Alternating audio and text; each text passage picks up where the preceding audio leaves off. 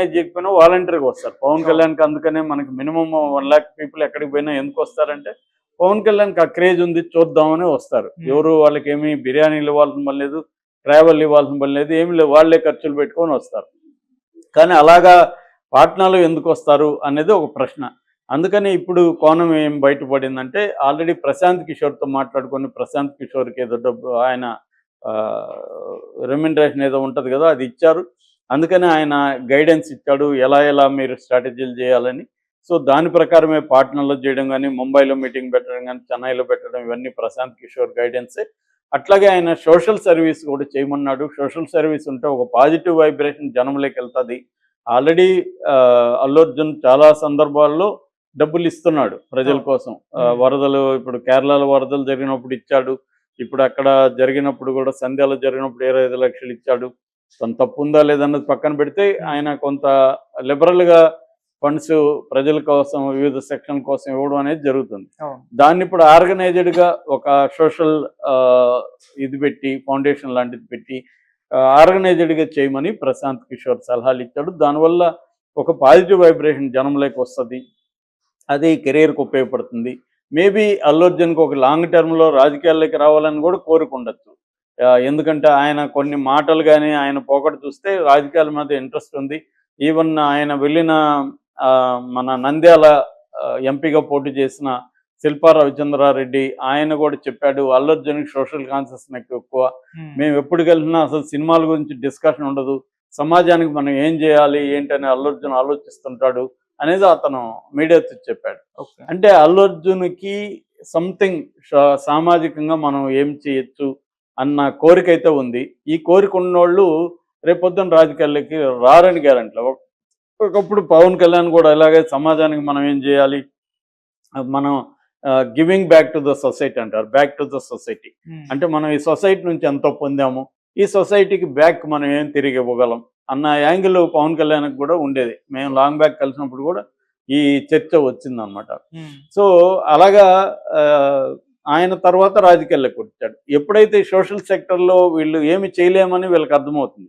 మనం జనాలకి కొంతవరకు చేయొచ్చు కానీ పవర్ లేకుండా మనం ఏమి చేయలేము అనేది వీళ్ళకి అనిపిస్తుంది కొంత దూరం వెళ్ళినాక. పవన్ కళ్యాణ్ పరిస్థితి కూడా అదే, పవర్ లేకపోతే మనం ఏం చేయలేము ఏదైనా. ఎందుకంటే కీలకమైన నిర్ణయాలు పాలసీ డెసిషన్ తీసుకోవాలంటే పవర్ ఉండాలి ఖచ్చితంగా. సర్వీస్కి పవర్ అవసరం, కానీ ఒక్కోసారి సర్వీస్కి కూడా పవర్లో ఉండేవాళ్ళు అడ్డుపడుతుంటారు. వీడెక్కడ పాపులర్ అవుతాడో ఏమో అని వాళ్ళు పొలలు వేసి అడ్డు పెడతా ఉంటారు. అందుకని పవర్ ఉంటే మనం బాగా చేయగలం, పాలసీ డెసిషన్లు తీసుకోగలం, పీపుల్కి ఒక లాంగ్ టర్మ్లో హెల్ప్ చేయాలనుకుంటే పవర్ ఉండాలి అనేది అనిపిస్తుంది ఎవరికైనా. సో అలా అనిపించినప్పుడు అల్లు అర్జున్ కూడా అది ఉండొచ్చు, రాజకీయాల్లోకి మనం ఖచ్చితంగా వెళ్ళాలని. అతనికి పెద్ద ఏజ్ కాలేదు కాబట్టి ఏదో దశలో రాజకీయాల్లోకి వెళ్ళే అవకాశం అల్లు అర్జున్కు ఉంది. ఎందుకంటే అతను కూడా కాపు నాయకుడు. అల్లు అర్జున్ ఇప్పుడు పవన్ కళ్యాణ్ ఒకడే కాపు నాయకుడు ఉన్నాడు. రేపొద్దున అల్లు అర్జున్ కూడా తనకి మంచి ఫాలోయింగ్ ఉంది, తను రేపు ఒక కాపు నాయకుడిగా బయలుదేరొచ్చు. సో ఆ యాంగిల్ ఉంటే మాత్రం ఆయన ప్రశాంత్ కిషోర్ లాంటి వాళ్ళని కలిసి ఉండొచ్చు. ఇప్పుడు చాలామందికి ఏంటంటే లాంగ్ టర్మ్ వ్యూహాలు చెప్పకుండా ఏదో చేస్తున్నట్టుగా సామాజిక సేవ అది ఇదని చెప్తుంటారు.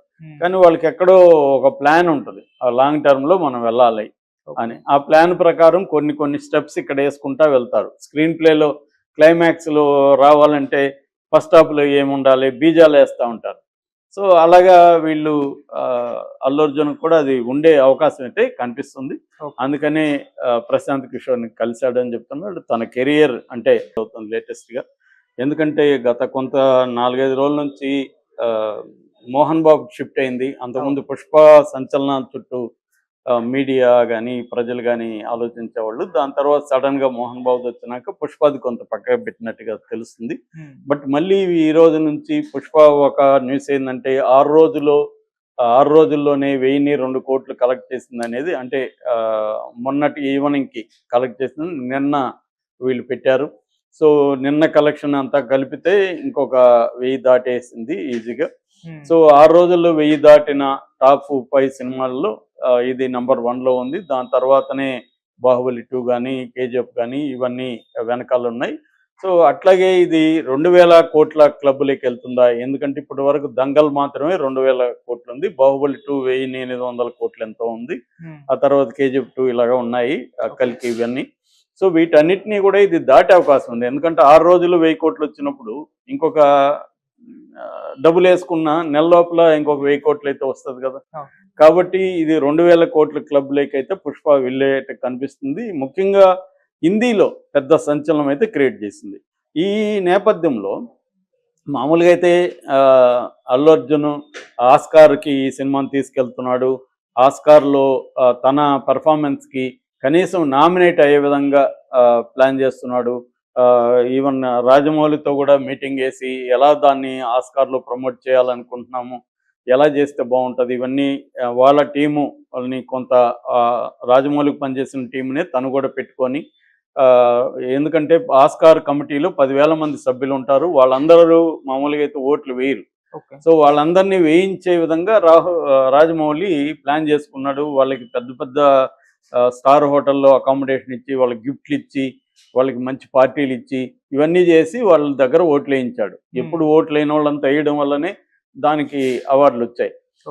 అంటే ఒక రకమైన రిగ్గింగ్ అది కూడా. అట్లాంటిది రాజమౌళి చేశాడు. అంటే లీగల్ రిగ్గింగ్. సో అలాగా ఇప్పుడు పుష్పాది కూడా తీసుకెళ్ళి కనీసం తన పెర్ఫార్మెన్స్కి కానీ నామినేషన్ ఏదన్నా ఇంక దేనికన్నా నామినేషన్ ఒకటి వస్తే కూడా తను కూడా గ్లోబల్ స్టార్ అయిపోవచ్చు, నెక్స్ట్ హాలీవుడ్కి వెళ్ళాలనేది కూడా అల్లు అర్జున్కు ఉన్న ప్లాను. ఆల్రెడీ హిందీ నుంచి కూడా పెద్ద పెద్ద ఛాన్సులు వస్తున్నాయని చెబుతున్నారు. ఈ నేపథ్యంలో ఇప్పుడు ఒక కొత్త వార్త ఏంటంటే రాజకీయాల్లోకి అల్లు అర్జున్ వెళ్తాడు, అందుకనే ప్రశాంత్ కిషోర్తో భేటీ అయ్యాడని ఒక వార్త గుప్పమంటుంది.